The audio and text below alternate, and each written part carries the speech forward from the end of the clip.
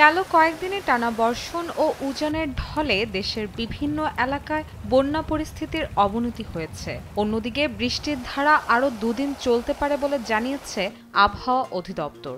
বুধবার আবহাওয়াবিদ আব্দুর রহমান খান জানান, সিলেট ও চট্টগ্রাম অঞ্চলে ভারী থেকে অতি ভারী বৃষ্টিপাত হচ্ছে। কখনো কখনো থেমে থেমে, কখনো আবার মুষলধারে বর্ষণ চলছে। দুদিন পর এই অঞ্চলে বৃষ্টিপাতের পরিধি কমে আসার সম্ভাবনা থাকলেও দক্ষিণাঞ্চলে তা বাড়তে পারে বলেও জানিয়েছেন এই আবহাওয়াবিদ।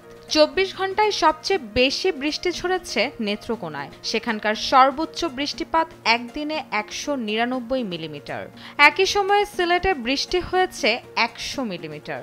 আবহাওয়া অফিস জানায়, বৃহস্পতিবার রংপুর, রাজশাহী, ঢাকা, ময়মনসিংহ, খুলনা, বরিশাল, চট্টগ্রাম ও সিলেট বিভাগের অধিকাংশ জায়গায় অস্থায়ীভাবে দমকা হাওয়া সহ হালকা থেকে মাঝারি ধরনের বৃষ্টি বা বজ্র বৃষ্টি হতে পারে।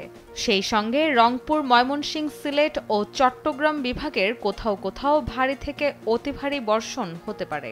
এদিন সারা দেশে দিন ও রাতের তাপমাত্রার ব্যবধান সামান্য কমতে পারে।